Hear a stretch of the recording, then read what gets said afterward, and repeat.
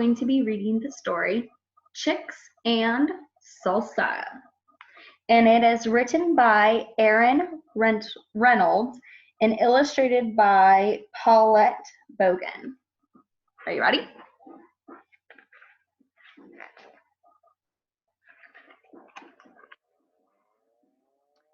There were grumblings in the henhouse of the Thatcher farm. The chickens were tired of chicken feed. The rooster took it upon himself to solve this problem. Miss Thatcher, the farmer's wife, had started watching cooking shows in the afternoon. The rooster was perched on a fence post outside of the farmhouse window when he discovered the solution to his problem. Salsa.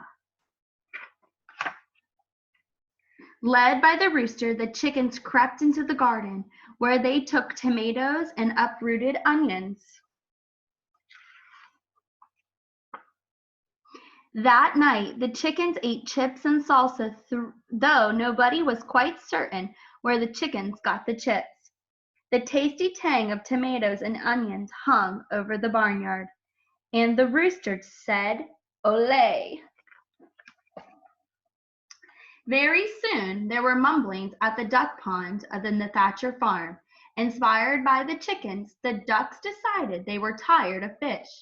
With the rooster's encouragement, the ducks dipped into the garden, where they selected cilantro and gathered garlic. I wonder what they're going to make. That night, the ducks ate guacamole, though nobody was quite certain where the ducks got the avocados. The spicy scent of garlic and cilantro hung over the barnyard. The ducks said, "Olé!" The next morning there were rumblings in the pig pen of the Thatcher farm. Overwhelmed by the enticing aromas, the pigs decided they were tired of slop. While the rooster distracted the farmer and the Thatcher, the pigs plopped into the garden, where they borrowed beans and chopped chilies. Wonder what they're going to be making. That night, the pigs ate nachos, though nobody was quite certain where the pigs got the nacho cheese sauce. The delightful deliciousness of cheese and chilies hung over the barnyard, and the pigs said, "Olé." As anyone knows, when a passion of southwestern cuisine takes hold of a farm animals, and so many scrumptious, spicy, savory scents collide in the barnyard air, it can only lead to one thing: a fiesta!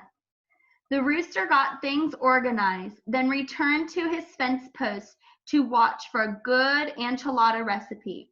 The horses decorated the barn. The bull practiced his Mexican hat dance, though nobody was quite certain where the bull got the sombrero. And the chickens and ducks and pigs snuck into the garden, but all of the spicy southwestern supplies were gone. The scallions had been stolen, the peppers had been pilfered, and the limes had been lifted.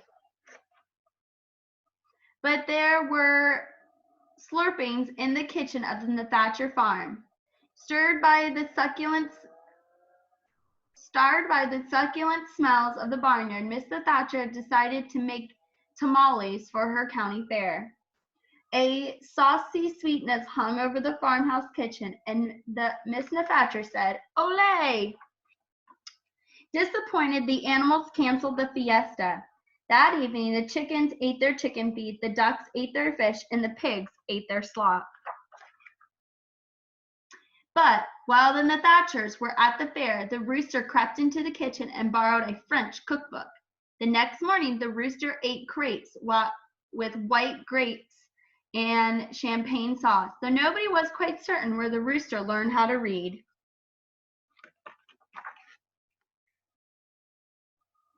A satisfied smile stretched over the rooster's beak, and the rooster said, "Ooh la la." How did you like the story Chicks and Salsa? So thank you for joining me today, and I will see you again next time. Bye.